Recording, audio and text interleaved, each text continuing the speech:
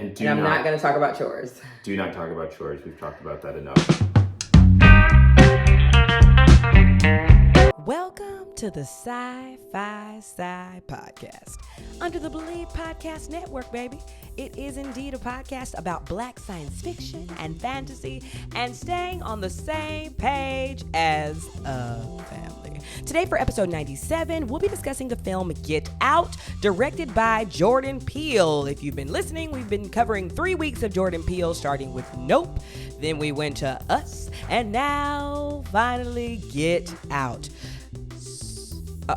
Before we get started with the show, we just always want to thank those patrons out there who are just supporting the Wallen family just cuz. We're doing our absolute best to, be new parents and bring you fresh content. So we really appreciate patrons.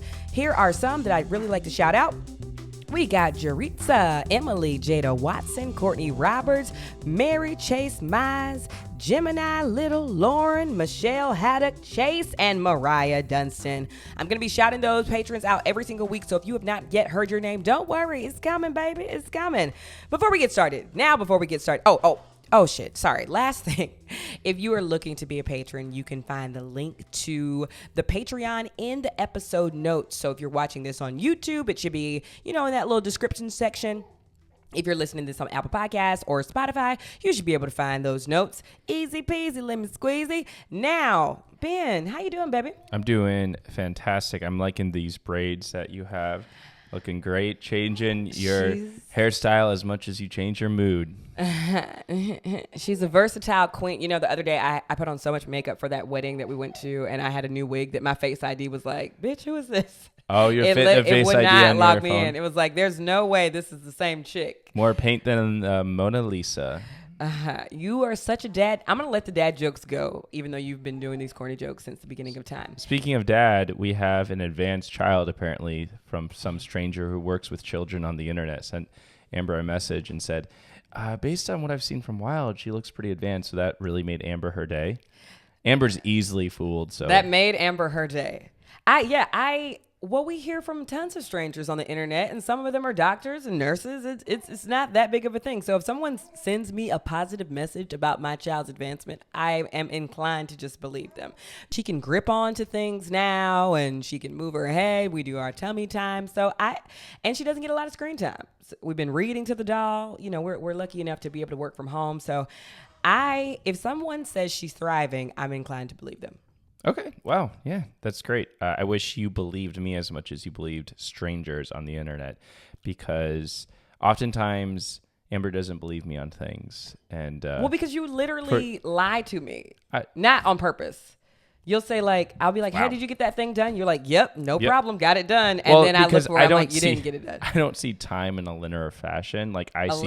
Linear fashion. Okay. So, for example, I see time of everything happening all at once, sort of like the Aliens and Arrival. Spoiler alert. That's sort of the big plot of the movie, big twist. So when I say I've gotten something done, I mean that I've gotten it done in the future. In the future. Well, you can see how that would shake my trust just a little bit. Okay. But you've been getting shit done, so I'm not going to talk shit about you at the beginning of this episode, because we got some really exciting things coming up this week. And guess what? We've been getting along. Yeah. I'm going to tell this therapist, hey, can we make it 30 minutes tomorrow? Because we actually love each other. Yeah. I'm just kidding. Talking about things coming up, you planned a trip for us, but you didn't plan it well. Okay, first of all, as we announced last week, we are moving to LA. We will be visiting LA very soon, on Thursday of this week. And in this week being in August 11th, yes. Here's the thing I thought. 2022, in case people are listening to this 100 years in the future. 100 years in the future. Yes, I have to do a better job of that.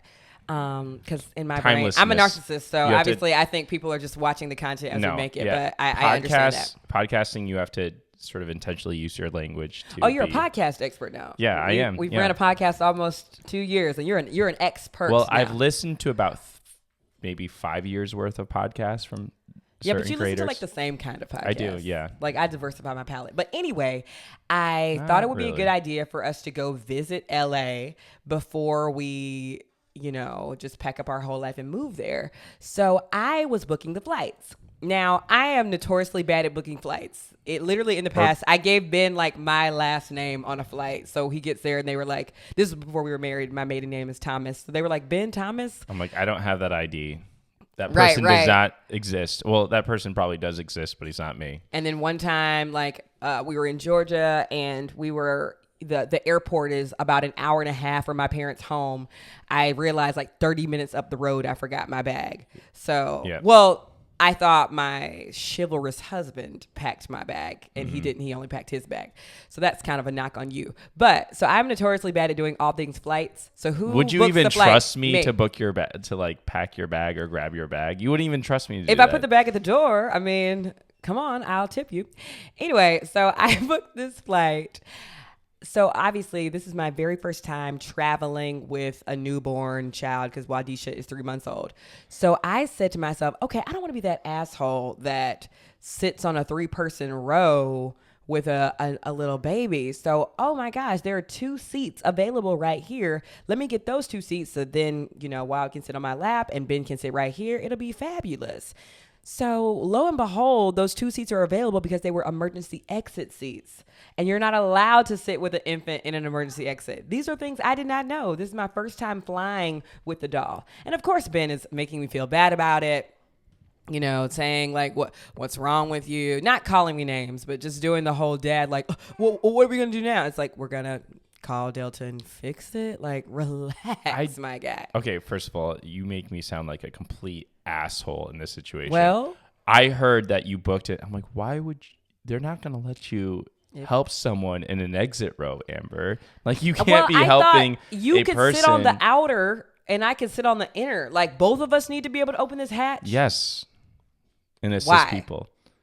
Because that's I guess, how they mathematically determined that this is the best way for people to survive. Okay, I'm just going to say it. I think nobody riding the flight should sit in emergency exits. That should only be the crew. Like, can't that just happen? Well, no, because then you can't sell as many plane tickets. Right. It's capitalism's fault. It's not mine. But I'm just like, you're trusting people who are just in a hurry to visit their loved ones and get from one place to another to save all of us in a high stress situation. That's just not going to happen. Maybe it has happened. I don't know. I need to Google like flights that have gone down and that were saved by passengers on board. But I know if we did go down, I would just do the sort whole of outside of the realm of what this podcast covers. But it's sci-fi.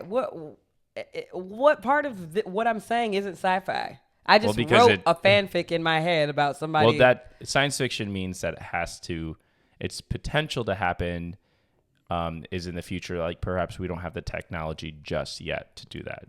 So that we have airplanes. I think it's fiction if they think that I'm going to be the person that saves the whole plane. No, that's fantasy.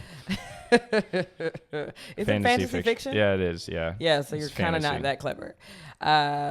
Anyway, would you like to... So, yes, we are getting prepared to move across the country. We're getting prepared to bite each other's heads off. But in all seriousness, I really do love and trust Ben, and he always takes care of us on big family trips. He's me take care of wife. That's Ben during trips. I never would have that kind of mentality. I tend to be very organized and planned, and I look through all the steps. And you? Yes, I do in planning. Oh, kind of like you booked our Airbnb that doesn't have a washer dryer. Yeah, that was good planning, right? Okay, yeah. Well, no wonder why it's a little bit cheaper. Okay. I love you're like, okay, yeah. Okay. Whatever. So we don't love each other, but other people love us, and that's great, right, Ben? Yeah, you like that great. segue there? We will always read your podcast reviews on the show. Ben, would you like to read the first one? We got some really good ones today. Yeah. Favorite TikTok couple heart. Y'all gotta love Amber and Ben. They are the perfect combination. They balance each other out. I heard about their podcast and their TikTok videos and wanted to join, and definitely what I expected. I love them on their videos now. I love them even more on their podcast. BTW, they have a beautiful daughter named Wild. So adorable. Cute face, heart. Thank you, Paige Michaela, via Apple Podcasts, United States of America, 0723 2022. You don't have to read the date. Oh. Do you know what BTW means, Ben? Because you said it. So I was like, what? Butt tit wet. Butt tit wet. All right. You know what? If that's what you think it means, let's just... No, I know it means, by the way. I'm not a complete idiot. I know you don't have to be an idiot. I know how to book a flight for an infant. And I know how to book an Airbnb with washer dryer. All right, here we go. Top tier couple with a top tier podcast. Y'all really think highly of us, so I appreciate that. Are we a top tier couple? Yeah, no comment. I was introduced to Amber and Ben on social media a long while ago and have been entertained by their banter and awesome relationship, and most recently, their perfect new baby. The podcast is hilarious, relatable, though conscious, thought-provoking. Thorough. Oh, sorry. Thorough. The irony. Thorough, conscious, thought-provoking, and entertaining. I'm not into sci-fi, but I am into spotlighting Black, yes, queer, yes, art creativity. I'm hopping around listening to... This is me shooting a bird a bit. I'm hopping around listening to random episodes on my drive to and from work, and mainly while cleaning the house. Yes. Their most recent episode mentioned Eve's Bayou, episode 42. So I had to go find it because that movie was a favorite of mine.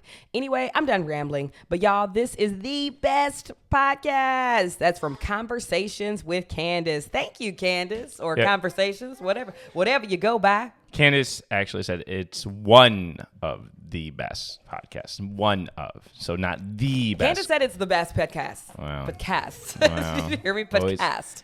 Always making Amber look a little bit better than she actually is. That's what I do every day. What? Why must... this is a thing that's happening in general. Why does everybody want to humble the Black woman? You can't do it. I don't know. Why? Speaking of humble, though, Jordan Peele is pretty humble. So there was a Twitter recently after Note came out. Someone said, Jordan Peele is the greatest horror director, film creator ever. And Jordan Peele responded to that with, I will not hear John Carpenter slander, which I thought was pretty fantastic. I love John Carpenter. You introduced me to John Carpenter with The Thing. The Thing. Feeding the baby.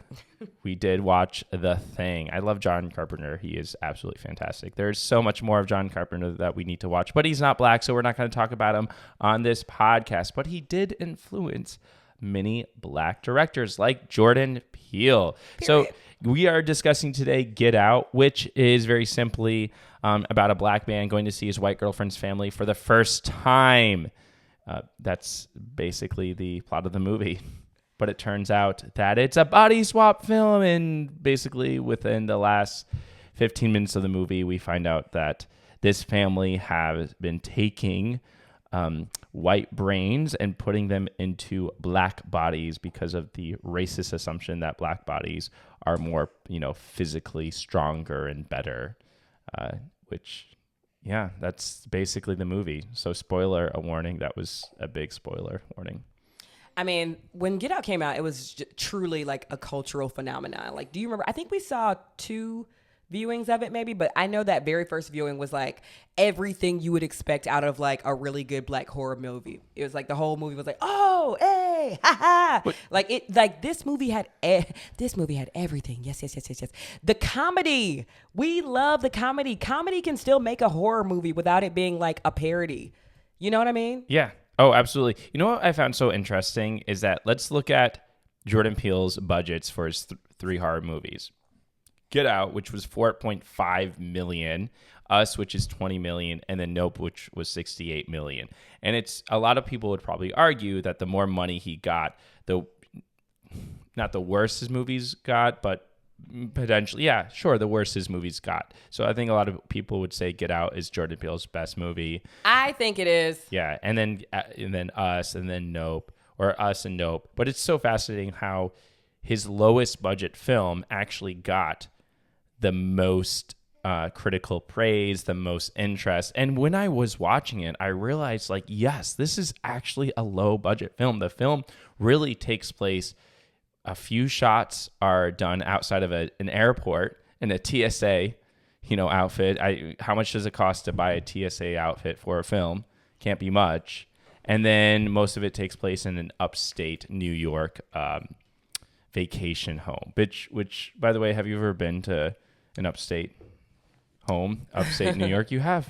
I have indeed, because you're from upstate, but we're not going to make this about you. Yeah, I really love that. You wouldn't call this B movie, right? Because B movie means like really low budget. But there were little to no creature effects with this movie, and it still like really worked out, right? Like if you think about, I guess all of the sunken place visuals and CGI probably costs a lot. I mean, but looking at even that, it looks like that's something like a TikToker could do. Yeah. Like as he was flying in the sunken place, I remember thinking like, oh, this is like for sure just like a little green screen. Like they didn't have to really even probably hoist him up very high to create this visual. No, yeah, it was incredibly low budget. When you go back and watch it, you know, I probably the renting out of this house and just it just didn't need a lot. Also, if you think about it, so this is Jordan Peele's like, you know, first big break of a film, right?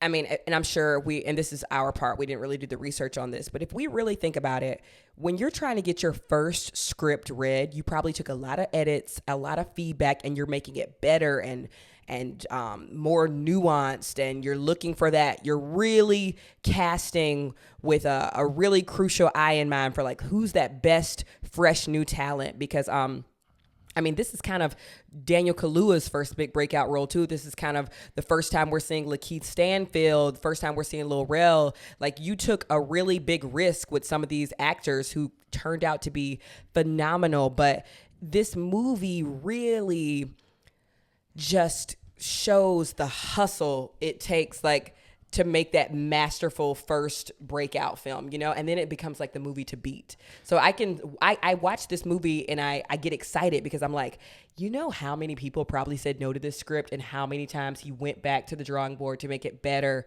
and beefier and more cringy and more brutal. And I think that's why it's so great. And so once you hit that first big thing, it's like, damn, it's hard to recreate this. Like, I think we've reviewed so many movies over the year that you were like, this was a movie that made them famous. And then like, it's the one hit wonder almost. And I'm not trying to say that Jordan Peele will never make a movie as good as Get Out again, but I just think after watching the three consecutively, like there's a clear standout for me. But you don't feel that way. I think I enjoyed Us a little bit more, but I understand why Get Out has a larger appeal. But there is a sort of a saying in like book world or author world is that you have as much time as you want to write your first novel, but then you're put on a timeline for your sophomore. Yes. Right. Yes. And so you have to start feel producing. That. And so it becomes like way more, the pressure becomes like insane, absolutely insane to, you know, write that sophomoric book. And so you can sort of see that where Get Out had, you know, I don't know how long Jordan Peele was working on this movie, but presumably longer than Us or Nope, because now you're put on timelines. And also been like, when did the movie come out again? The movie came out, when did the movie come out? 2016? Do you remember like how big of a cultural phenomenon it was? Yeah. It became like if you said something stupid at work, you were in the sunken place. And yeah, let me put this past you in my mouth. If you said something like not woke, you were like, even the rhetoric woke was pretty relatively new at this time. So the beginning song of like, so stay woke, like that became a thing. If you were a black man who dated a white girl, it became, don't make it a Get Out situation. You know what I'm saying? Like I definitely remember, because we were dating at that time. Yeah. And people being like, you going to visit his family? It could be a Get Out, you know? So it was such a rally around this film in the ways that like Us wasn't. I mean, Us, I saw a couple of Halloween costumes off of Us because that was a really easy thing to do. But I also saw people with a camera in their hands and a blue flannel shirt. And I was like, oh, you're obviously Chris from Get Out, you know? And I like it. Yes, Us was great, but I think we really grossly underestimated like how much the culture needed and loved Get Out. Like I remember the first time I saw a trailer for Get Out, it gave me chills. Yeah. It was so good. And I think when it comes to things like the soundtrack, like the soundtrack was the good. Strings are phenomenal. The way strings and the violin music is utilized. I really haven't even seen Allison Williams in much since that movie. I know there was like a kind of a scandal going on with her dad, but like I saw her in Girls, I saw her in Get Out, and I haven't seen her since. And and not that, I mean, she was brilliant in the movie, but she was such a good villain that now maybe, I don't know, maybe I'm speculating, of course, but we can talk shit. It's our podcast. Like maybe Hollywood kind of didn't know what to do with her after that because she was kind of like the innocent white girl. Then she plays this villain and they were like, well, we can't cast a white girl as a villain. God forbid we cast a white woman as a villain. Yeah. So, like, what has she been in? Maybe she decided to stop acting. You know, again, I'm speculating, but How many white women are villains? It does ask an interesting question. Like really strong, powerful, like white women as truly evil. I'm trying to Run is definitely one where you have a mother being a villain. That was a great film. But yeah, I can't really think of. yeah, especially in a else. horror film. Like, Yeah. if there is a white woman in a horror film, she is like the leading scream queen. Everything is happening to her. So I think this was kind of like, for me, one of the first movies that I remember that if there is, let me say it like this, because I don't want people to be like, but there's like the hand that rocks the cradle and single white female and all of that. Like in a movie where there are also black characters, like in a movie where there's not just white people, a white woman is likely not going to be the villain. You know? Yeah, that's sort of interesting. So this was the first movie that I remember seeing that I was like, oh my God. Like, because even when she made that switch in the film, I think we all underestimate, like there was a time where I know my first viewing of this, obviously, of course, even though it was very clear that her whole family was in on this, there was a time where I was like, oh, surely she doesn't know this is happening. She stood up in front of him with a cop. Yes. That opening scene. Nobody fucks with my man. Yeah. Yeah, like she might have underestimated them, but surely she's not in with it. And then when she was like, I can't give you the keys, I was like, oh, sis is acting. Like, Yeah, she's been acting this whole time. and even that gaslighting that's happening is a form of villain. We have the rhetoric for that now, but like that was truly like his whole weekend. That was just so reminiscent of the black experience when you're trying to explain to your white coworker or your white friend, like, did you see like what just happened? And they're like, What? I mean, I'm sure you just have a headache. I'm sure you just need some rest. Like, I'll talk to him. It's not a big deal. Just like the downplaying, the constant. I think that was the beauty of this movie, whereas like nothing really happened for me in Us or Nope that I was like, I know exactly how that feels, because it was so about the monster in the sky or whatever. But the monster in the sky in Us was the white family. And I've had that white monster before. Yeah, watching this a second time, that opening scene actually started to mean a little bit more because we find out later. So the opening scene, Yes, sorry. the first scene is you see someone get kidnapped in a suburb, and it deals with the suburb as the new form of Gothic, a creepy place, like using creepy. Can you break that down for me? What do you mean the new form of Gothic? What's the old form of Gothic? So Gothic would be, an abandoned castle in the middle of nowhere. Okay. But with like creaky hallways and dark and dim. But taking that aesthetic and putting it in a suburb, which is supposed to be one of the safest places. Yeah. Right? I love that. Okay. Sort of flips that trope. But that's the second scene is we see, what's his name? Chris, right? Mm-hmm. Driving with his girlfriend. I forgot her name. Rosie or Rose. Rose. Chris and Rose are driving. They hit a deer. And Chris is sort of triggered by that because we find out later that his mom was killed in a hit and run. Mm-hmm.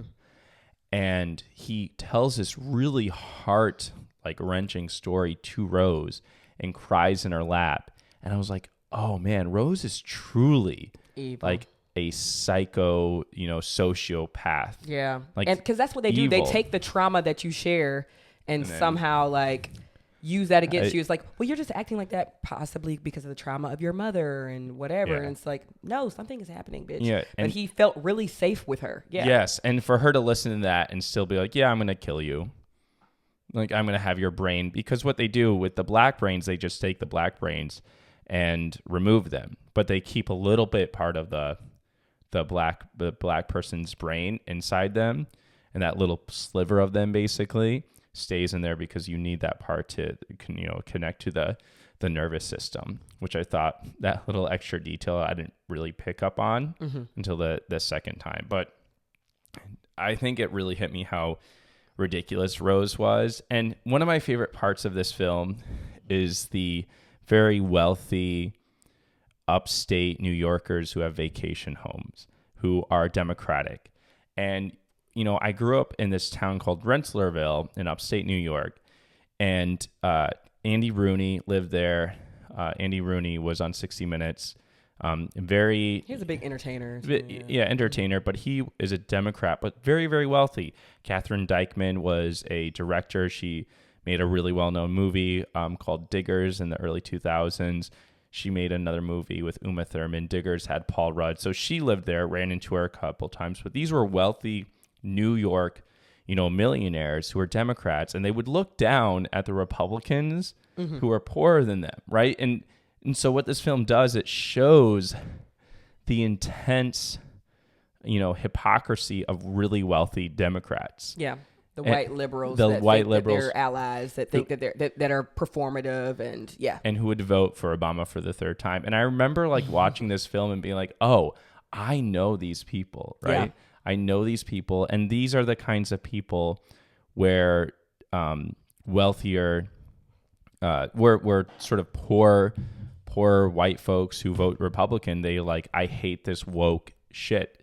And I think this film sort of shows wokeness, especially in white, liberal, white, wealthy communities, is play acting.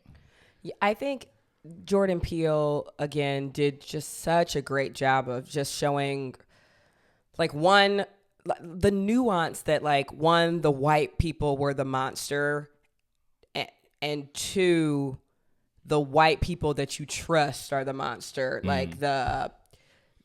This idea that the white liberal, the white moderate, as MLK would say, is the most dangerous of them all, because at least I basically know where I stand with Republicans and people that wear Confederate flags and all of these outskirts of people, but it's the ally that in many cases is doing way more harm, because they're giving the illusion that they're on the right side of the issue. And let's talk about sort of the language, the brilliant sort of funny writing in here. So there are lots of things that you will sort of catch and see watching it a second time. One of the things that they talk about is when Chris is first being introduced to this, beautiful upstate New York home. The father says, "Oh, that's the basement. We have black mold down there, right?" Yeah. Another thing is that when the mother offers to help Chris, get rid of his smoking habit through hypnosis, the Rose says, some people don't want strangers messing around in their heads, which is a reference to the body swapping. Oh, yes. Having, it's cutting... literal. There were just so many great Easter eggs in this movie. Do you remember when it talked about the when all of the BuzzFeed articles came out about all the things you missed in Get Out, and then them sitting next to each other with the blue shirt and the red stripes, or a play on the American flag, and how he killed the white doctor, the neuroscientist, with a buck, because black men were called bucks when they were on these slave auctions and things like that. I mean, he just really, the attention to detail is you can say that you enjoyed Us more, but the attention to detail in this film was, and those fun nods and those not fun, but those Easter eggs and those nods at things that did not happen as much in the other two films. Yeah, and it's supposed to be a little campy, right? Where you're first introduced to the maid who has the part of the grandma's brain in there. Yeah, but the father says, "Oh yeah, we keep a piece of her in here," and then motions toward the maid, the black maid. Yeah, because the white grandma has her brain inside the black maid. Or he's after they passed, I couldn't let them go. Yeah, I couldn't bear to let them go. And there's line after line after line that is it's so wonkers. Even the guy who wants so wonkers. It's wonkers. It works on so many levels, where even the guy who is blind, he's if you ever seen the film Barry, he's Barry's handler, the HBO series. He does horror. So he's I think he's just a good actor. Barry's not horror, it's more of crime, suspense. Mystery, suspense. Okay. Yeah. Okay. Sorry, hands up, don't shoot. But he's Chris, he's I didn't care about your body. I wanted you for your eye. See, I'm not like those other white people are racist, but I'm like, Like, you're bitch, still killing me. Well, gee, thanks. It's like when people are like, I stole from you, but I was honest. It's like, I'm still lacking. Yeah. You're still. There's this like funny TikTok going around now. It's like, I don't steal, I shoplift. Okay, like, it's meant to be funny, but I don't steal, I shoplift. But people don't understand also, the comedian in me like Get Out would not have been what it was without those comedians. And also, what the fuck is Maxine Shaw's name, y'all? From Living Single. I always just call her Maxine. Maxine, she was in American Refugee. She was. God damn it. Erica Alexander. I'm an asshole. Erica Alexander was also a comedian here. She was one of the detectives at the police station. And she made the movie too. So good comedy, and that like almost giving the audience those like breaks of like a little glass of water or a minute where they can just like breathe and have a good time really do well in horror movies. Like we talked about that in I think the movie Master or something. Mm-hmm. And I think we were introduced to Jordan Peele as a comedian, and so that was probably, again, I'm still speculating, please do not quote me, but in those initial scripts, some directors might have said like, hey, Jordan Peele, like this is really good, but people know you as a comedian, so could you put those splashes of comedy in that we know from Key and Peele that just have a little bit of like, yes, yeah. I'm still Jordan Peele in there. Because I'm saying we can't say that happened. Like I know, that didn't but happen. It's fun to. I mean, like when you are a comedian, people like a little splash of comedy from you. So, and I think that's why Get Out is better than the other two. Because like, what did Us have in it that gave us this? I think they were trying to go forward with Winston Duke, and even in Nope, I think they were trying to give us that with Keke Palmer, but it just didn't land like Lil Rel and Erica Alexander. Worked better in Get Out. Yes, yeah, it did. Like. This is me trying to convince you that Get Out is the best one. Oh, yeah. You're not... I understand why I enjoy Us because of the way it explored more like gothic kind of tropes, which I really enjoyed. Yeah. But I don't think you're going to convince me that that Us was better than Get Out. I don't... That Get Out was better. Us wasn't better than Get Out, so I'm not trying to convince you of that. Right. Or convince me that Get Out is better than Us. I don't care about having that conversation. Do you think a good horror movie should have some comedy? That's the conversation I'm trying to have. Well, actually, I think the better question is that the Golden Globes nominated this film for Best Comedy or Musical. What, really? Yes, and that became almost disrespectful in a way. Yes. Right, but you think it's disrespectful, but you're sort of celebrating this film for its comedy. So is this a comedy or is this? Yeah, you can do something like. You can make a serious body of work with a couple of jokes here and there. Yeah. It should not just be dismissed as a comedy. And well, also it's not, let me be clear. Comedy is an art form. It should be respected. It is respected. It is revered. So people saying like that was a huge disappointment that it was dismissed as that is not like, it's like, well, that just was, it was not that genre. Like, but I don't think it's a huge insult. Like, do you think it's insulting that it was nominated as a comedy? Yeah, because I think it's not taking some of the dramatic themes as seriously as it should. I mean, this is a scary film. We watched it. We watched it with your mother for the first time. I see what you're saying. And it was scary, and it dealt with very real anxieties that white people have towards black people. Or that white people use to, it didn't necessarily deal with. And they completely missed that, is what I think so. And it didn't really deal with white people anxieties towards black people, but white people, obsession with black bodies and utilizing black bodies for their own gain, right? Mm-hmm. And I think that whole scene where Rose is walking Chris around and people are like filling his arms and they ask about his penis and sort of like game.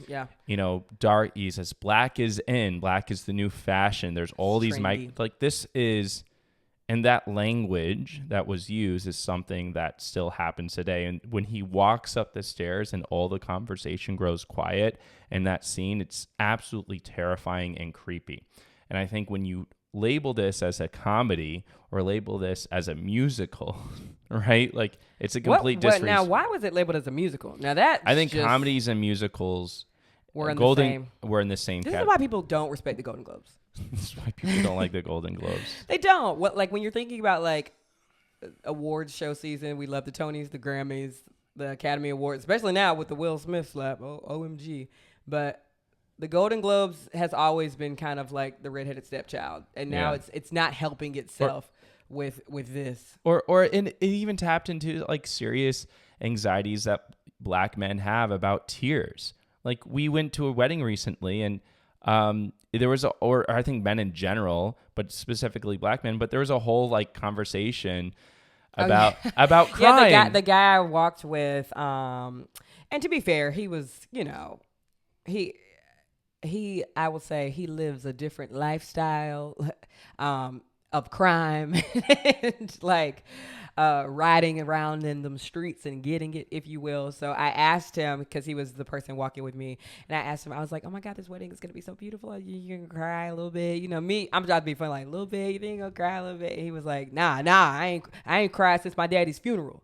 I was like, okay.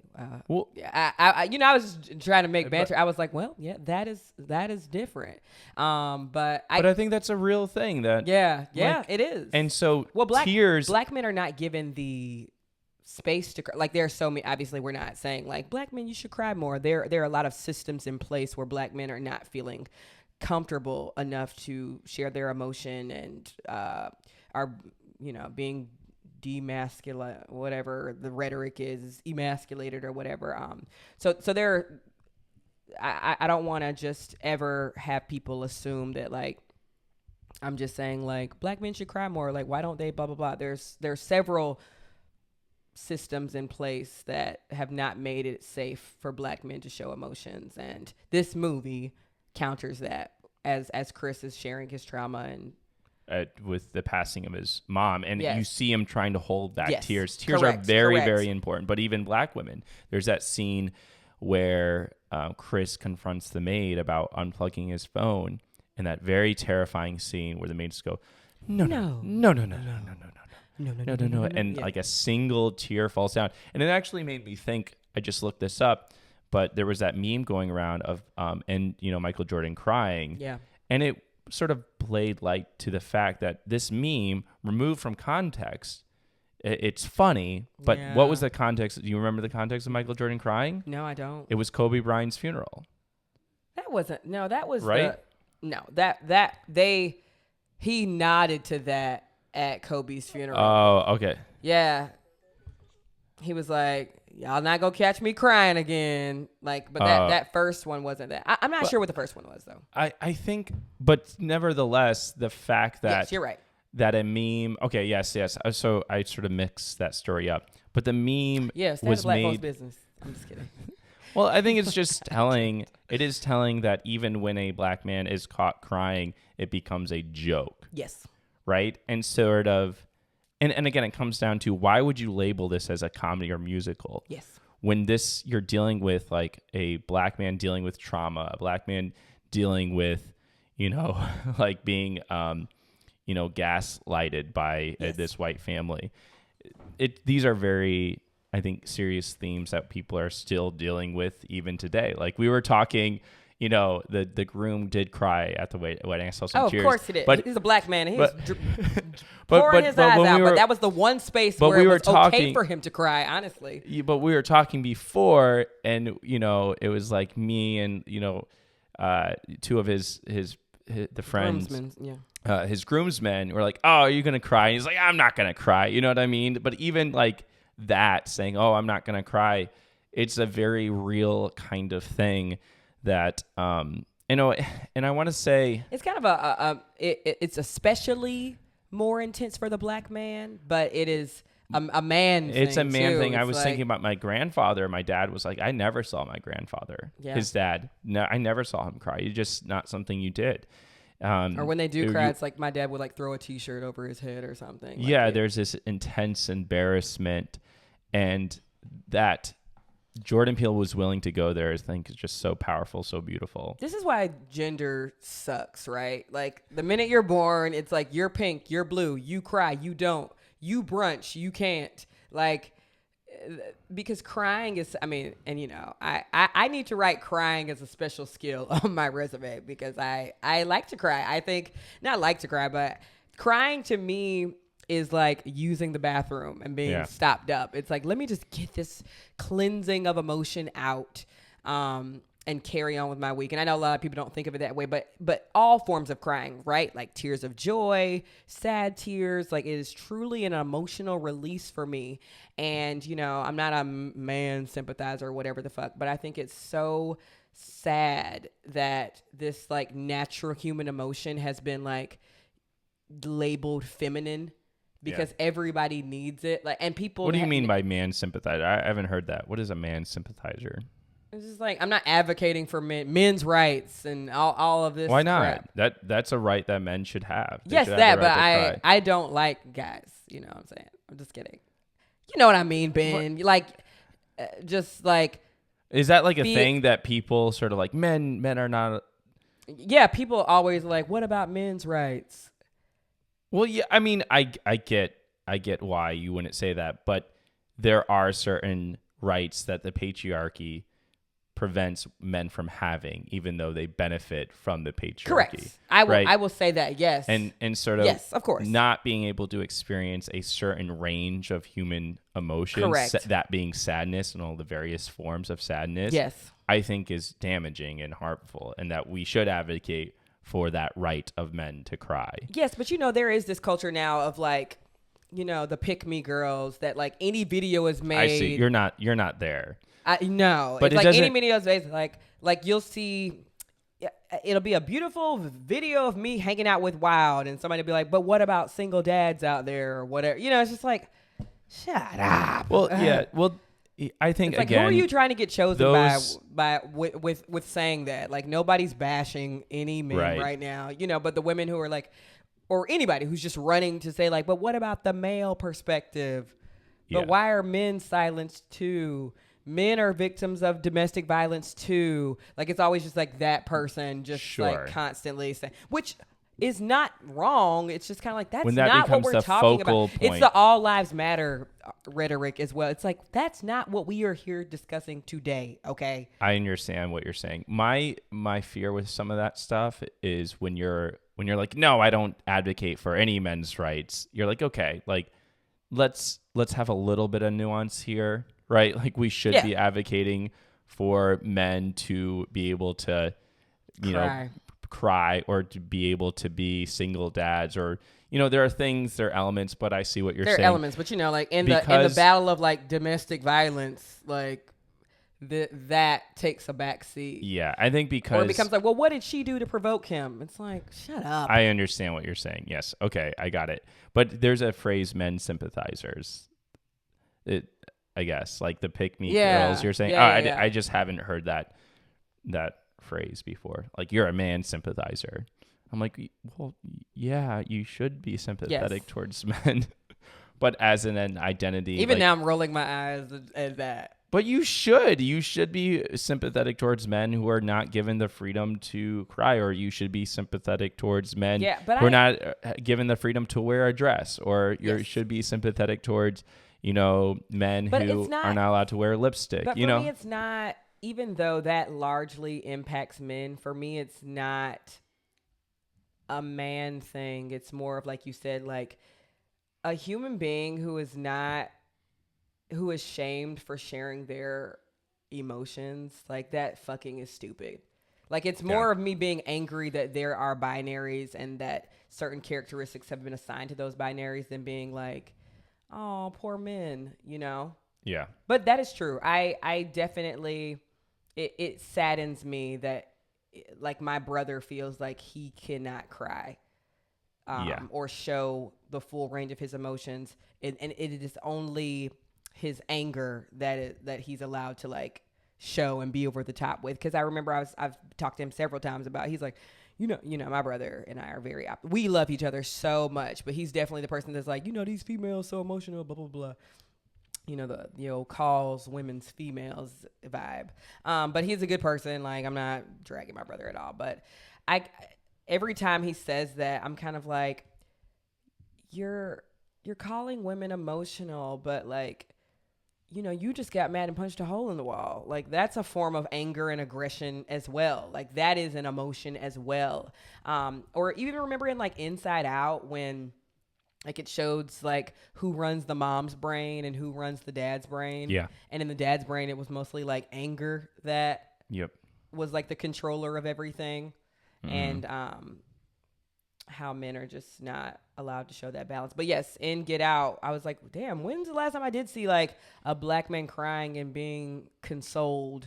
But also and crying over trauma, not like an immediate... And fighting back the tears. Intentionally fighting back the tears. Right? Like, I'm not going to cry. Like that's... Yes. I think that whole struggle and that tension... I want to talk about this. The big science fiction element is that this is a body swap film. Yeah. Right? So it's like The Watermelon Man. Body Snatchers, yes. It's like Invasion of the Body Snatchers, which is Freaky Friday. But The Watermelon Man is a comedy. Freaky Friday is a comedy. A lot of these body swap films are comedies. And besides really the Invasion of the Body Snatchers, and sort of, I think there's a lot of references to the Body Snatchers inside here. Some scenes, I think, even reminiscent of the Body Snatchers, especially when they're inside the operation room in the basement. Mm-hmm.